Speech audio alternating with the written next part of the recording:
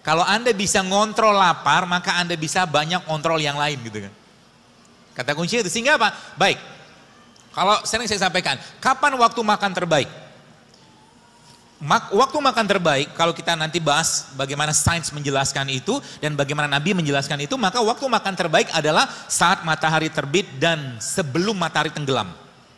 Itu waktu makan terbaik. Artinya di situ diberikan kelapangan oleh Allah Subhanahu wa taala untuk kita makan, ya. Wakulu wasrobu wala tusribu, tapi jangan berlebihan kata Allah. Itu konsep awalnya, ya. Jadi kan kita judulnya kan juru sehat setelah Ramadan, setelah Syawal kan gitu kan. Jadi mudah-mudahan tips ini bisa Anda pakai nanti sehingga Anda tahu ternyata ngobatin penyakit itu gampang banget kalau punya penyakit. Fix your food. Fix your food, benerin makanannya, nanti penyakitnya bisa hilang. Ya, nah tinggal nanti kita pelajari apa saja yang kita bisa pakai untuk memperbaiki tubuh kita. Baik, jadi makan yang paling baik adalah makan waktu matahari terbit dan sebelum matahari tenggelam. Itu sebabnya Nabi SAW habis Isya ngapain? Gak makan lagi. Jadi kalau Anda mulai sekarang pengen sehat, malam jangan makan. Baru saja ngomong begini gitu kan, tiba-tiba suami, istri, anak bawa martabak, bawa nasi goreng gitu, baru saja. Apa yang Anda katakan? A'udzubillahi minasyaitonirrajim. Gitu. Jadi kenapa? Karena memang Rasulullah SAW habis Isya nggak makan, tidur. Ya, jadi cara Anda atau cara kita untuk merontokkan lemak sebenarnya paling gampang banyakin tidurnya, tapi banyakin dalam konteks yang positif ya, karena memang secara sains memang orang yang tidur 7-8 jam tubuhnya bisa membakar lemak sendiri. Gitu ya. Makanya waktu pagi, jadi waktu kita tidur itu kan kita ngapain sih? Puasa. Kan nggak makan. Terus paginya ya, paginya kita ngapain? Biasa orang makan kan. Nah, puasa itu saya coba hubungkan dengan berbagai macam disiplin dan ilmu lah gitu kan. Jadi puasa itu kan kalau sarapan itu bahasa Inggrisnya apa sih? Breakfast. Fastnya di break. Kan gitu kan? Artinya apa? Pagi itu buka puasa. Buka puasa kira-kira lebih cocok makan kurma atau bubur ayam?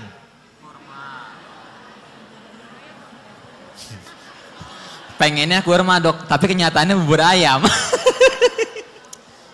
Kalau khilaf sekali sih oke, tapi khilaf berulang-ulang doyan namanya Pak.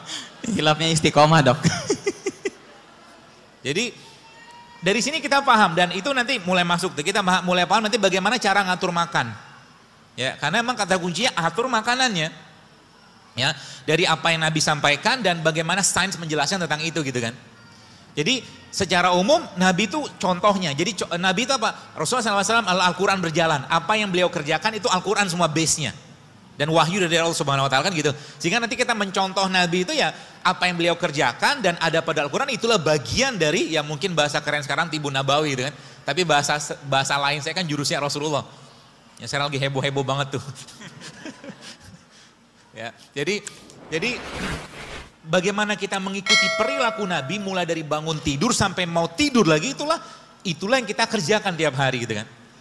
Nabi makan apa? Saya sangat yakin kalau seandainya di zaman Nabi itu ada cilok, ada cireng, seblak, Nabi nggak makan. Kenapa? Waktu sahabat radhiyallahu ajmain mereka makan biawak, Nabi nggak makan biawak loh. Betul? Boleh nggak biawak? Boleh, tapi Nabi nggak makan karena yang namanya Nabi itu makannya pasti benar, pasti bagus gitu kan, the best lah gitu kan. Nah kita kan bisa contoh, mungkin tidak semua karena kita juga ya nggak usah bicara kita bukan Nabi, kita nyontoh sahabat itu udah luar biasa gitu kan. Jadi intinya apa yang kita bisa contoh aja. Contoh mungkin Nabi rambutnya kan sampai ke bahu kan gitu. Bisa nggak kita contoh? Ya kalau misalkan kita bawaannya dari dulu memang botak, ya mau contoh apa gitu kan? Gak usah pakai implan rambut, gak usah. Tapi yang bisa kita contoh misalkan Nabi six pack gitu kan. Kalau bahasa hadis itu kan perut Nabi itu kan seperti batu bersusun. Jadi kalau Anda katakanlah pengen six pack, boleh nggak? Boleh, karena Nabi begini gitu kan. Gitu. Jadi istrinya kan seneng ngelihatnya. Jangan buka aib gitulah mas. Iya. Gitu ya. Jadi perempuan juga sama lah begitu. Jadi cobalah kalau ada saya dengar satu ceramah gitu kan. Ada suami itu tanya, jadi kalau perempuan tuh bermake up, pasti suaminya tanya mau kemana gitu kan. Jarang dia make up untuk suaminya gitu kan. Jadi dia berhias-hias itu untuk di luar, kita nggak bahas itu lah. Baik, jadi makan terbaik kapan? Makan terbaik itu waktu hormon laparnya lagi tinggi-tingginya. Kapan? Siang. Jadi nanti kalau teman-teman pahami konsep ini sebenarnya kita tuh nggak usah banyak-banyak makan, tapi lebih banyak lapar daripada makan. Jadi makan sekali sehari cukup untuk memenuhi kebutuhan nutrisi kita. Sehari aja cukup. Ya. Kalau mau. Jadi nanti challenge-nya gimana? Challenge-nya begitu nanti. Ya. Jadi jam 7 sampai jam 8 pagi teman-teman sekalian, saat ini atau di jam ini hormon lapar kita lagi rendah-rendahnya. Hormon lapar ya, namanya grelin. Artinya kalau Anda makan pada jam 7 atau jam 8 bukan merupakan waktu yang tepat untuk makan. Kalau Anda pengen tetap makan, maka makannya sebelum subuh. Islam mengajarkan namanya apa? Sahur. Itu makan yang paling baik, bukan paling baik. Itu makan yang terbaik untuk saat itu gitu kan. Apa yang dimakan? Nah ini yang kita perlu pahami. Zaman sekarang banyak orang nggak ngerti apa yang dimakan. Allah Subhanahu wa taala sudah sampaikan dalam surat Abasa, "Falyanzuril insana ila ta'ami anna sababna ma sabba." Jadi Allah katakan, tidakkah kau perhatikan apa yang kalian makan gitu kan tiap hari.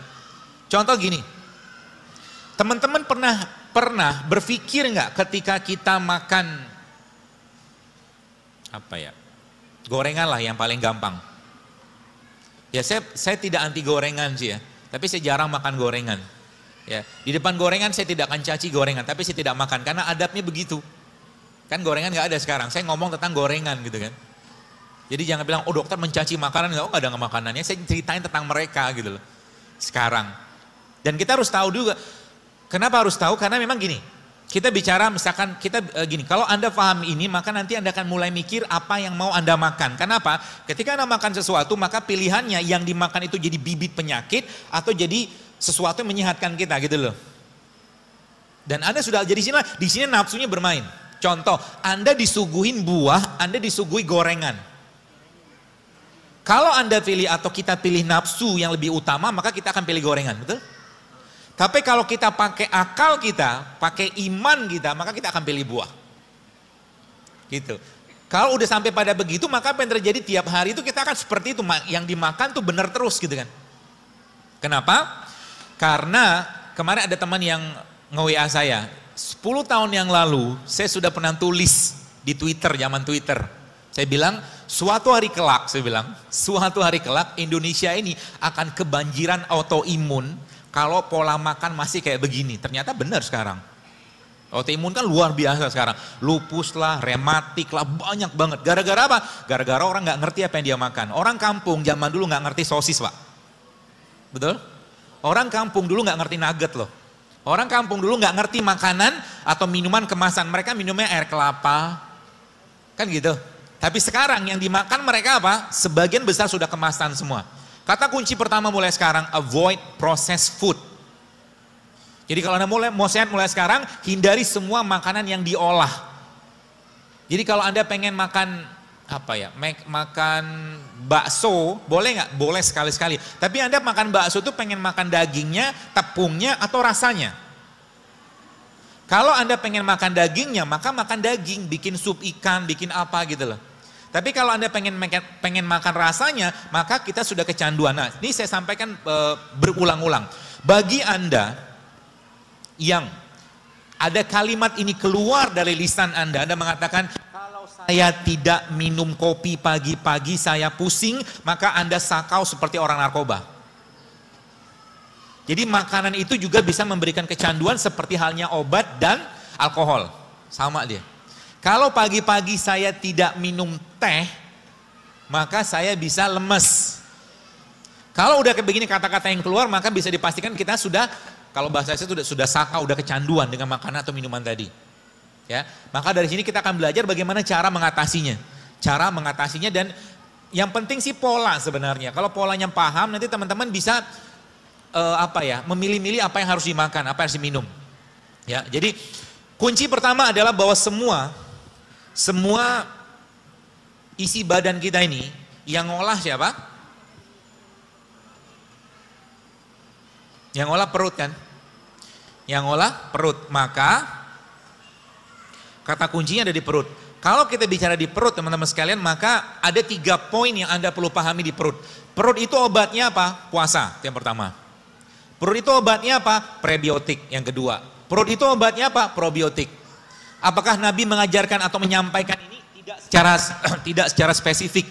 Tapi Nabi menunjukkan pola-pola itu gitu. Dan kita contoh itu. Contoh misalkan kalau Anda yang pernah buat air rendeman kurma. Air rendeman kurma itu apa sebenarnya? Kurma itu prebiotik. Kurma prebiotik. Dan pernah saya sampaikan bahwa kalau Anda pengen makan buah dan sayur, maka makanlah semuanya. Contoh, Anda misalkan pengen makan semangka. Semangka itu dari bagian kulit hijaunya sampai bijinya sampai dagingnya bermanfaat semua. Ya. Kalau kedondong gimana dok? Gitu kan? Kedondong sih saya belum dapat datanya. Tapi kalau semangka itu sangat bagus. Ya, bijinya bagus, bahkan bijinya bisa dipakai untuk membantu kesuburan pria dan wanita. Anggur juga sama. Ya, anggur itu bijinya itu punya minyak, yang minyak itu dia berperan sangat baik untuk melenturkan pembuluh darah kita, jantung semua. Itu minyak biji anggur namanya. Jadi apa-apa yang Allah ciptakan itu semuanya pasti bermanfaat. Kenapa sekarang TBC banyaknya luar biasa? Karena kuman TBC itu habitatnya di tanah. Kuman TBC habitatnya ketika tanahnya terganggu maka dia cari tempat yang lain. Jadi sebenarnya kuman itu jangan dimusuhin. Ajak kenalan, silaturahim, ngobrol gitu kan. Maksudnya gimana? Gini. Kalau Anda ketemu dengan, jadi jangan takut, kita tuh jangan fobia banget sama kuman gitu loh. Tidak pada ranah operasi atau rumah sakit, ini ranah umum ya. Contoh gini, ada anak orang kaya ya, dia tiap hari tuh kalau mau makan mau apa cuci tangan pakai sabun antiseptik gitu. Pokoknya dikit-dikit sabun antiseptik. Itu yang pertama. Terus ada anak orang yang biasa-biasa aja kalau mau makan cuci tangan pakai air gitu aja. Kalau 2 anak ini saya ajak makan rujak pinggir jalan, kira-kira yang diare yang mana? Yang kaya kan? Kenapa? Karena yang kaya ini banyak bakteri di sini dia yang disingkirkan. Maka cara paling baik Anda untuk mengenali bakteri atau memperkenalkan bakteri adalah makan itu. Jika memungkinkan dengan tangan maka makanlah dengan tangan. Termasuk kalau Anda pengen mendapatkan atau mencurahkan kasih sayang kepada anak, maka sebelum makanan itu Anda suapi, Anda buntel-buntelin dulu. Karena di sini ada enzimnya. Islam mengajarkan dengan sebuah konsep yang luar biasa. Maka ketika bayi lahir, apa yang dikerjakan? Rasul mengajarkan bayi itu dikenalkan enzim bapaknya. Karena kan 9 bulan dia udah kenalan sama enzim ibunya kan. Maka Nabi mengajarkan ada namanya tahnik. Tahnik itu proses pengenalan enzim dan sebuah mungkin biotik yang luar biasa yang ada pada tubuh bapaknya. Terutama di mulutnya. Gitu kan. Jadi dengan mengunyah kurma kemudian diambil bagian serpihan yang lembut tadi diletakkan di bagian, itulah bentuk vaksinasi islaminya gitu kan. Itu luar biasa, ada teman saya meliti dan dia kaget luar biasa karena itu termasuk kategori vaksinasi apa ya dia bilang terus saya lupa istilah medis gitu lah. Tapi itu dahsyatnya luar biasa gitu kan. Maka makan dengan tangan salah satunya. Ya. Sehingga apa? Sehingga Nabi mengajarkan ketika kita selesai makan ngapain?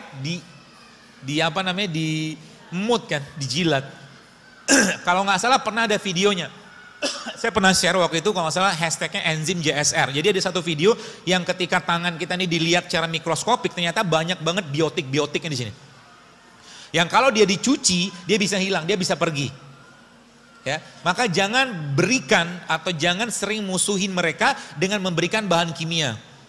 Ibu-ibu mungkin kalau mungkin saya boleh tanya sedikit, Anda pernah ngitung nggak? Dari mulai Anda bangun tidur, atau mungkin Anda bersiap yang bekerja, ada berapa bahan kimia yang masuk ke badan Anda? Banyak banget. Dan Anda tidak tahu bahwa salah satu bahan kimia tadi itu jenisnya pestisida misalkan. Contohnya apa? Triklosan. Triklosan itu pestisida. Ada di mana? Sabun. Gitu loh. Nyerap nggak masuk badan? Nyerap masuk badan. Ya, seterusnya lah kayak begitu. Jadi tadi pagi deh saya nulis di Telegram, saya katakan itu saya dapat dari akun Food Meter, itu dokter-dokter juga, dia average woman itu, wanita pagi-pagi itu satu hari dari seharian gitu kan, ada 160 jenis bahan kimia yang masuk ke badannya. Dan masuk dari mana? Masuk dari kulit. Sampo, odol, apalagi namanya, sabun gitu kan, banyak banget. Ya, jadi banyak. Jadi kita harus ngerti juga gitu kan. Dan kita nggak bisa ngontrol mereka, tapi kita bisa mengontrol yang masuk dalam badan kita. Baik, jadi kalau kita bicara tentang perut tadi, kata kuncinya apa? Kata kuncinya ada pada perut. Maka kalau bicara perut, teman-teman sekalian, yang perlu Anda yang perlu Anda pikirkan adalah bagaimana Anda menyenangkan isi perutnya. Cara menyenangkan perut kita sebenarnya tidak lain tidak bukan dengan cara apa? Dengan cara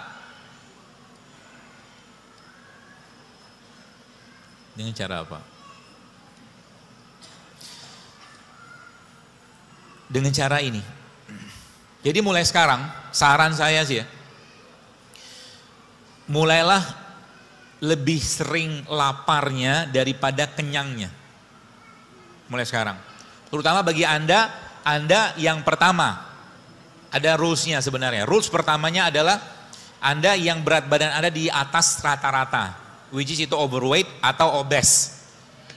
Yang pertama. Yang kedua, Anda yang punya banyak masalah kesehatan.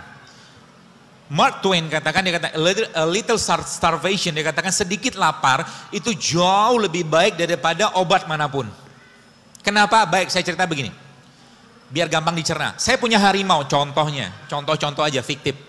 Harimau ini kalau satu hari saya kasih 10 kg daging untuk makan tiap hari. Lalu pada satu hari harimau tadi, teman-teman sekalian, saya nggak kasih 10 kg daging, tapi harimau tersebut saya kasih cuma 1 kg daging saja. Artinya ada sekitar 90% kalorinya dia, nutrisi dia yang saya batasin. Apa yang terjadi? Yang terjadi adalah harimau saya tadi saya bawa ke kerumunan orang. Apa yang akan berlaku? Yang akan berlaku adalah harimau tadi pasti akan makan orang, kan gitu. Tubuh kita juga sama.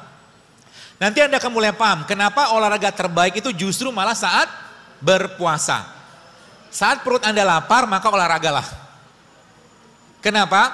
Karena tubuh kita, bahasa saya itu berubah menjadi singa lapar. Singa lapar, kalau singa lapar maka apa yang terjadi? Dia akan menguras atau dia akan mengambil bagian-bagian energi yang nggak kepake atau lebih gampang dipakai. Bagaimana polanya begini?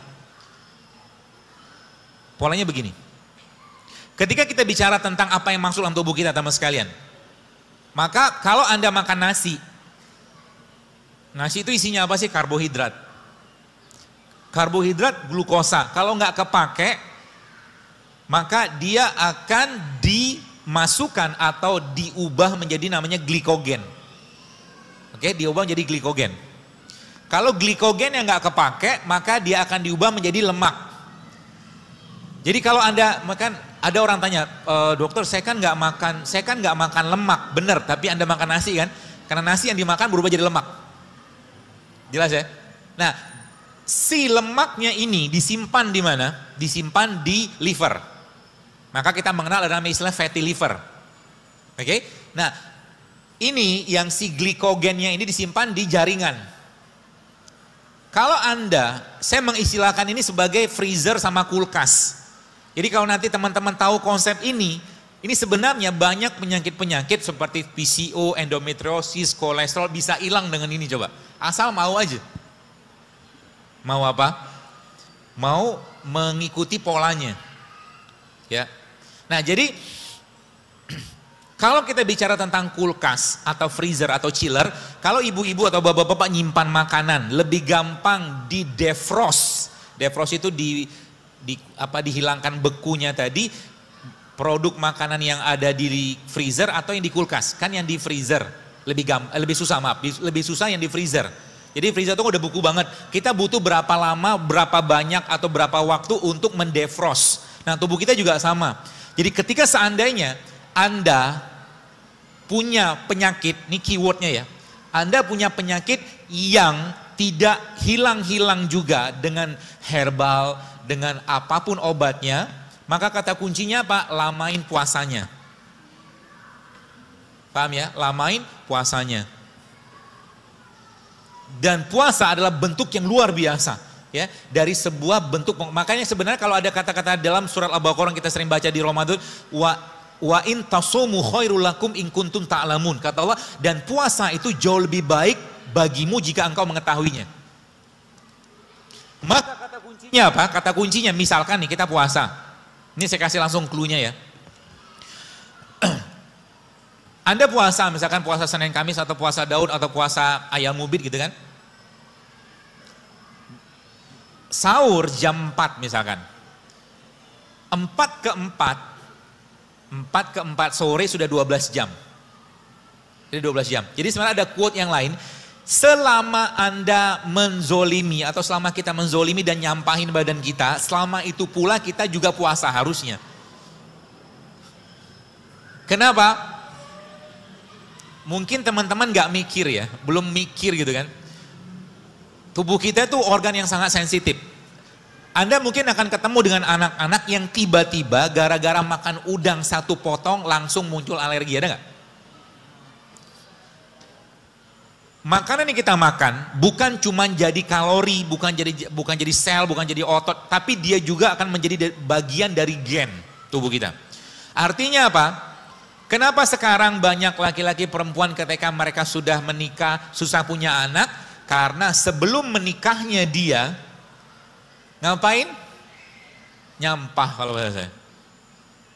Jadi kalau tiap hari si ikhwan atau akhwat ini tiap hari makan yang nggak sehat, maka dia sedang mempersiapkan gen atau generasi yang gennya cacat. Buktinya apa? Ya kita lihat aja sekarang begitu banyak dan begitu luar biasanya penyakit-penyakit yang dulu nggak ada.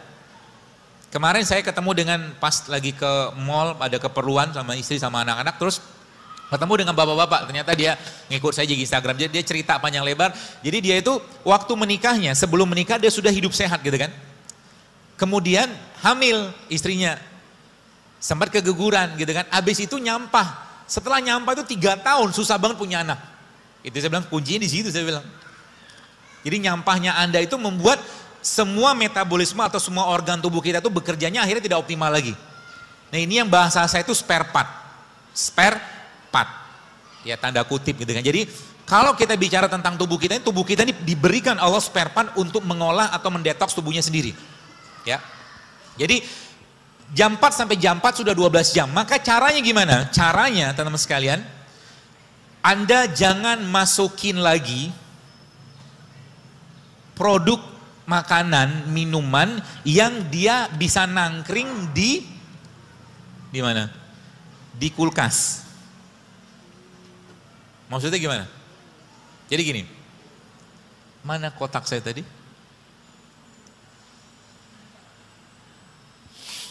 Isi dari kulkas tadi apa? Glikogen kan? Sumbernya apa? Glukosa kan?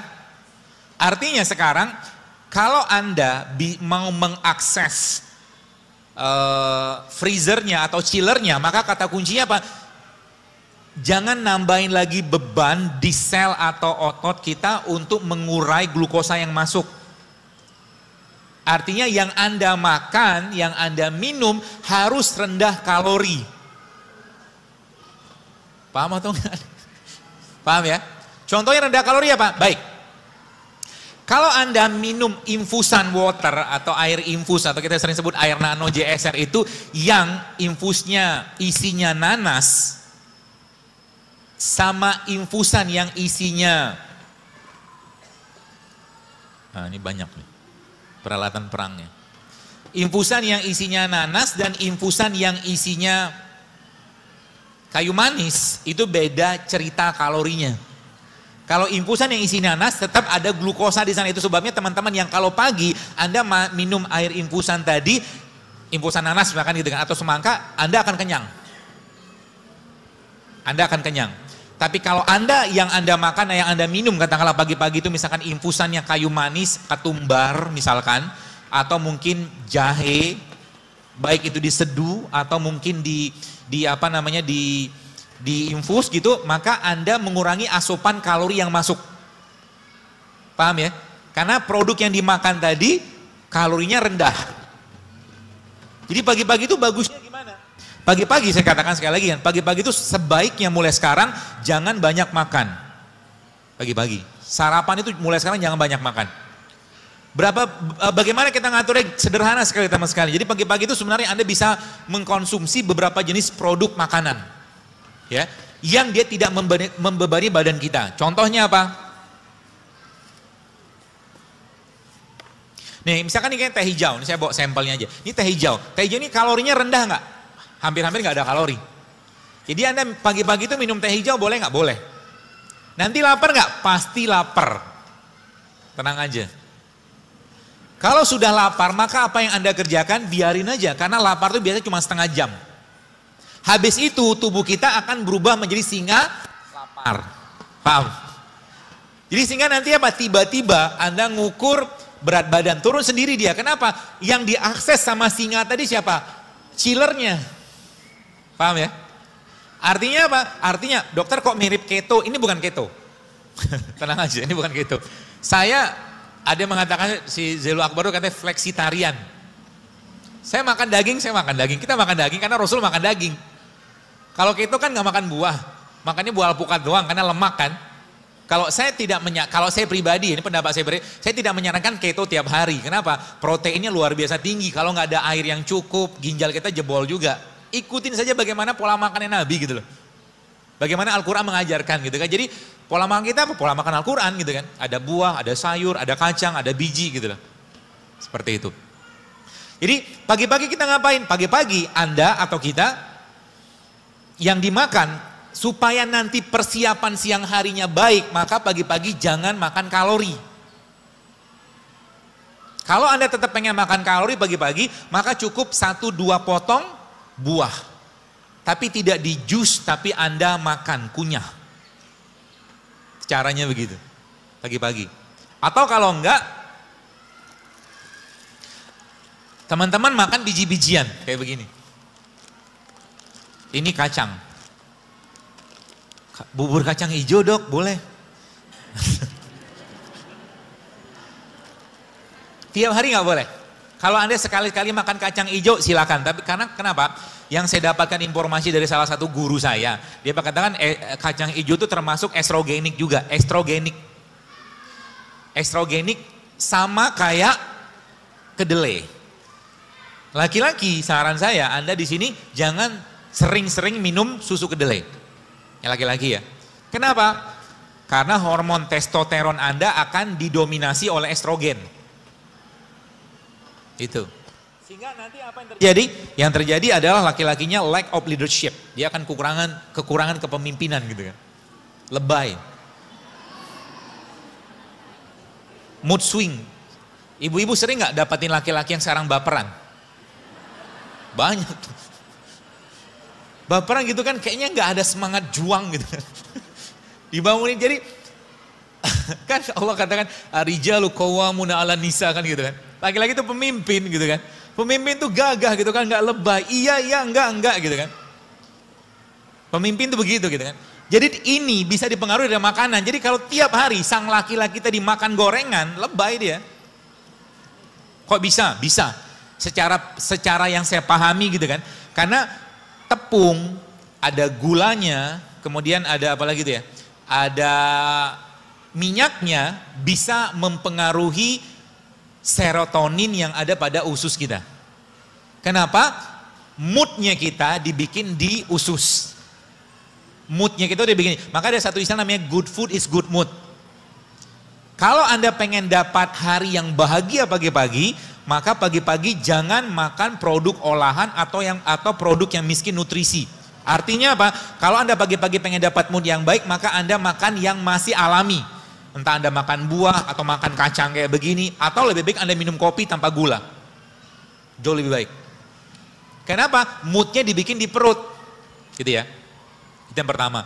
Jadi pagi-pagi Anda mulai paham. Jadi kalau pagi-pagi berarti saya lebih baik gimana? Maka saya kalau ketika saya sudah ngerti konsep ini, pagi-pagi biasanya saya nggak mau banyak makan. Kapan saya akan makan? Siang biasanya saya akan makan. Tapi kata kuncinya Pak, satu hari kebutuhan kalori kita teman sekalian, satu hari kebutuhan kalori kita dewasa ya, kurang lebih sekitar 2000-2200 kilokalori. Nah itu Anda jangan sampai makan kenyang. Adakah rulesnya dari Nabi SAW? Ada. Nabi katakan apa? Sepertiga makan, sepertiga minum, sepertiga udara kan gitu. Jadi makan mulai sekarang bukan untuk kenyang. Karena banyak orang gara-gara kenyang ibadahnya nurun. Makan itu untuk apa? Untuk memenuhi kebutuhan nutrisi. Ya, jadi kita makan untuk memenuhi kebutuhan nutrisi, bukan untuk kalori saja. Jadi kata-kata ini mudah-mudahan bisa Anda cerna baik-baik. Ketika ketika tubuh kita lapar atau kita lapar, maka tubuh kita butuh nutrisi bukan kalori. Ya, pahami ini baik-baik. Kenapa sekarang banyak kasus stunting? Stunting itu apa? Anak-anak defisiensi gizi.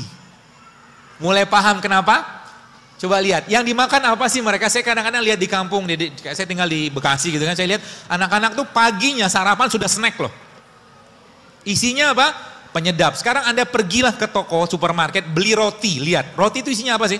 Yang kemasan ya. Isinya gula, tepung, mentega, sama apa lagi? Ya, kurang lebih itulah. Telur, 4 isinya. Tapi kalau Anda lihat, roti zaman sekarang, ingredientnya bisa beberapa paragraf. Betul? Apa isinya itu? Sebagian besar bahan kimia gitu loh. Sebagian besar bahan kimia. Masuk nggak ke badan? Masuk. Dan jadi bagian. Belum lagi kalau kita bicara tepung. Tepung itu kalau boleh saya katakan salah satu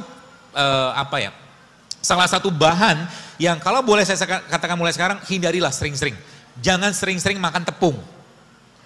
Tepung yang dikasih minyak, dikasih sayuran namanya apa? Wah.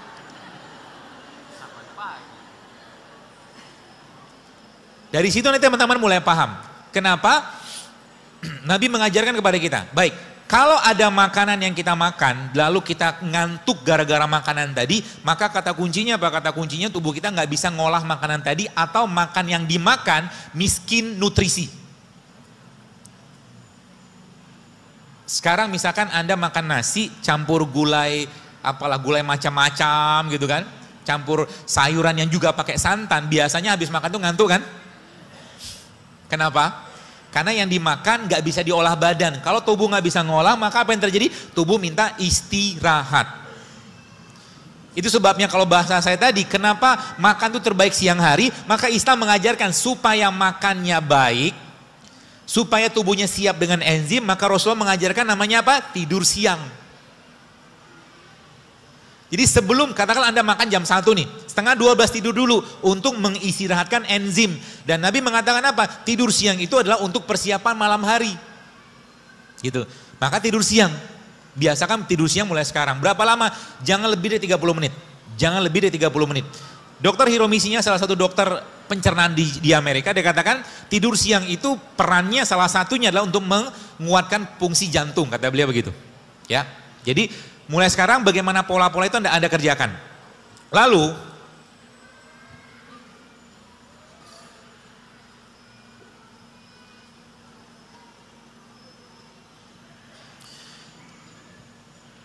tadi kalau kita membahas tentang ini, sedikit lagi. Artinya mulai sekarang, kalau Anda lemes, kalau teman-teman lemas, jadi konsep ini bisa kita pakai tiap hari. Jadi kenapa orang puasa, kata apa hikmah Nabi SAW ketika berbuka puasa, beliau SAW memakan rutop, kurma. Karena kurma kategorinya apa? Pertama dia kategorinya prebiotik, kurma itu prebiotik, itu yang pertama. Yang kedua, kurma mengandung glukosa. Lagi lemes-lemesnya, kita makan glukosa, bagus nggak? Bagus. Apa yang terjadi? Yang terjadi kemudian adalah tubuh kedapatan atau terasup energi sehingga kita lebih berenergi ketika berpuasa. Tapi beda ceritanya kalau seandainya Anda sahur tidak menggunakan kurma. Ya, kenapa tidak menggunakan kurma? Boleh nggak pakai kurma? Boleh, tapi kurma jangan banyak-banyak. Satu hari kalau boleh saya sarankan, terutama ibu-ibu yang mau promil ya. Promil itu sebenarnya gampang. 3 ini Anda makan mulai tiap hari. Madu 1 sendok teh, zaitun 1 sendok, madu 1 sendok makan, zaitun 1 sendok makan, kurma 7 butir. Makan tuh mulai sekarang. Kurma prebiotiknya, madu asam aminonya, zaitun lemaknya, udah cukup. Jadi 3 ini aja Anda makan tiap hari, itu perut kita akan sangat merasa apa ya, berterima kasih lah gitu kan, seperti itu. Banyak banget. Dan jadi gini, kalau kita bahas tubuh kita, jadi tadi saya katakan perut ya, jadi kita bahas perut itu ada kuncinya ada 2. Yang pertama tadi apa, prebiotik sama probiotik. Indonesia kaya nggak dengan itu? Kaya banget. Salah satu probiotik yang paling baik di Indonesia namanya apa? Acar. Makanya acar ya. Asinan. Itu kan diasinin kan? Asin itu pakai apa? Pakai gula, pakai garam. Lalu muncullah biotik di sana. Gitu loh. Itu sebabnya kimchi itu salah satu makanan fermentasi di Korea, itu diakui dunia sebagai world healthiest food. Kan gitu. Indonesia punya nggak makanan lain yang juga tidak kalah sehatnya? Ada, namanya apa? Tape. Tape itu sehat. Tape itu kan fermentasi kan? Ada glukosanya, ada. Nanti kalau Anda misalkan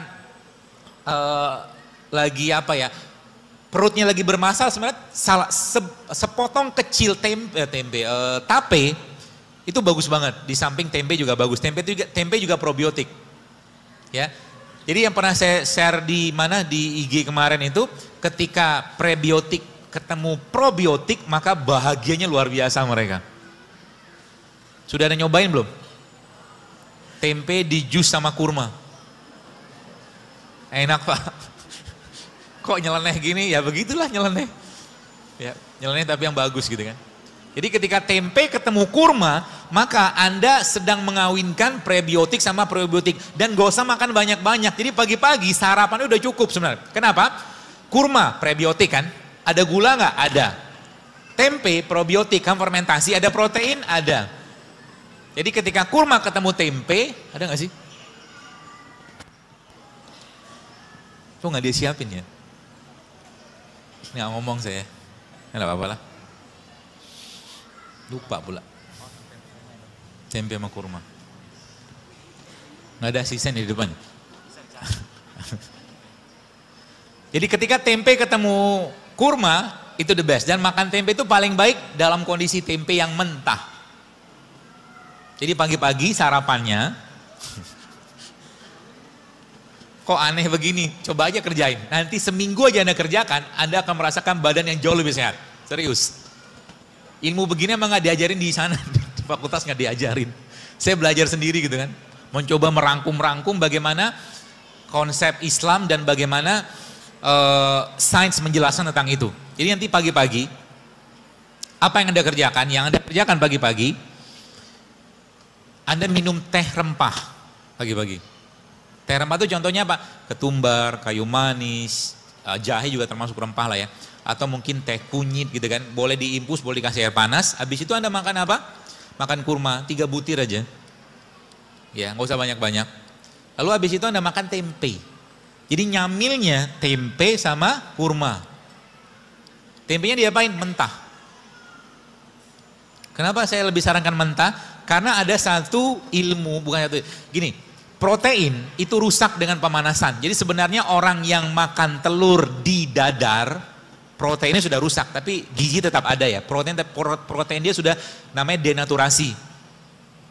Jadi antara telur yang mentah sama telur yang diceplok, sehatan yang mentah. Begitu. Tempe kan protein, digoreng nggak? Rusak nggak? Rusak. Makanya makan tempe itu lebih baik. Berarti kalau kita makan tempe digoreng nggak ada gizi sama sekali, tetap ada, cuman sebagian besar proteinnya udah rusak, denaturasi namanya. Kakak dipanasin. Jadi makan tempe itu bagusnya gimana? Ya mentah. Gitu kan? Seperti itu. Lalu yang kedua apa? Kalau Anda punya kacang-kacangan di rumah, maka mulai sekarang biasakan untuk makan kacang-kacangan. Kurmanya, ada kurma nggak, Wi? Nggak ada kurma ya? Ya, saya lupa bawa lagi tadi. Tapi nggak apa-apa deh. Ada beberapa jenis kacang-kacangan, jadi teman-teman catat ya. Ada beberapa jenis kacang-kacangan, dan kalau Anda tahu kacang-kacang ini teman-teman sekalian, Anda akan pasti akan apa ya? Jatuh cinta banget. Pertama, almond ya. Almond ini salah satu kacang yang terbaik. Dan mulai sekarang jangan bilang lagi almond itu mahal.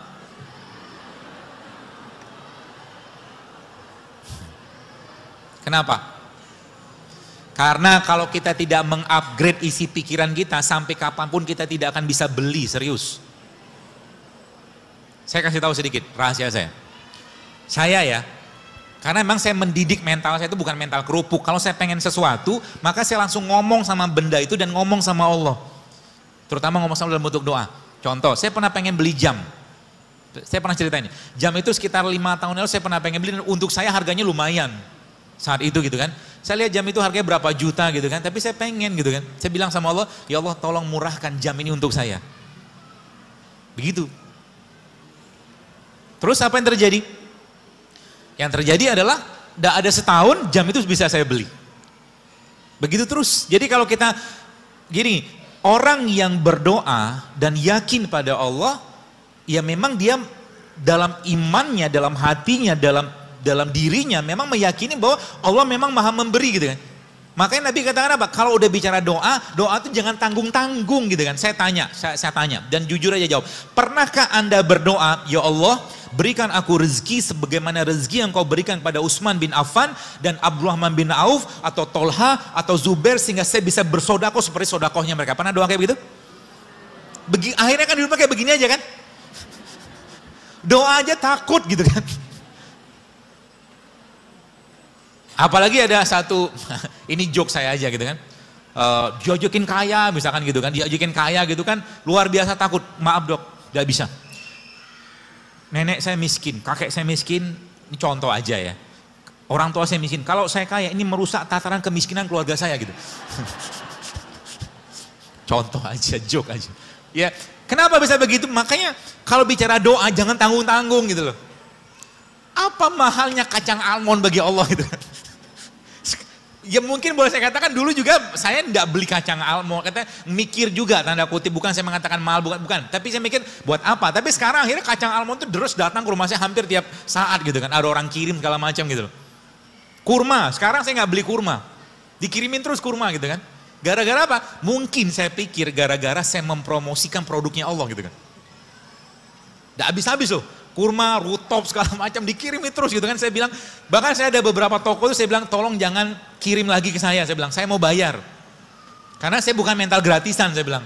Saya nggak mau, kalau mau kasih diskon silakan tapi jangan kirim terus. Saya bilang saya nggak enak. Saya nggak mau hutang budi sama Anda saya bilang. Ada toko tuh saya bilang dia minta alamat. Saya nggak mau. Jangan kirim dan jangan minta endorse sama saya karena saya nggak bakal bawa endorse saya bilang. Gitu loh. Jadi almond murah nggak? Murahnya jangan nangis gitu. Santai aja lah. Murah gitu kan. Murah. Mau berapa kilo gitu kan. Tuh. Apa fungsi almond? Baik. Almond itu teman sekalian, dia mengandung, kalau Anda rutin makan almond berapa banyak? 7 butir aja atau 7 almond di tiap hari, maka resiko jantung kita akan menurun. Penyakit jantung. Kenapa? Karena dalam almond ini dia tinggi banget magnesium. Adakah penelitiannya? Ada. Ada satu buku saya baca judulnya How Not to Die. Buku itu dikarang seorang dokter di Amerika. Dia ceritakan tentang ternyata banyak makanan-makanan kalau kita rutin makan, itu ternyata bukan hanya kolesterol gitu kan, banyak lagi yang lain bisa hilang dengan itu. Jadi almond. Dan dia tinggi banget antioksidannya. Ibu-ibu, terutama ibu-ibu ya, Anda tidak perlu banyak make-upan. Kalau Anda mengasup mineral, vitamin E cukup, maka apa yang tadi, muka Anda akan glowing sendiri. Serius, saya sudah banyak banget dapat DM yang terbaca tapi tidak saya reply, dia cerita gitu kan, ibu-ibu segala macam. Dok, ini banyak teman-teman saya yang bilang katanya kok muka saya sekarang lagi kinclong banget sekarang. Saya bilang. Ya iyalah saya bilang, kenapa? Kalau belum waktunya tua, dia akan balik. Sel kita tuh. Makanya jangan racuni badan kita dengan bahan-bahan kimia mulai sekarang. Ya, sabun, odol. Saya di rumah pakai odol nggak? Pakai. Odol tuh banyak bahan kimianya nggak? Banyak. Maka saya pakai odol, kalau nggak ketemu odol yang non fluoride, saya akan pakai odol biasa. Berapa dosisnya atau berapa banyak? Saya akan pakai odol beras dibagi 3, tuh ukuran odol saya. Sudah pernah lihat isi odol apa? Sudah pernah lihat gini, bukan nakut-nakut, ini memang faktanya begitu gitu kan, ya mau diapain lagi.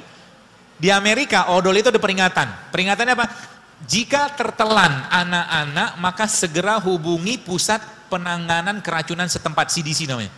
Itu di Amerika. Sekarang beberapa odol pun sudah ada peringatan itu. Karena emang bahan di situ emang nggak cocok kalau tertelan. Ya, seperti itulah.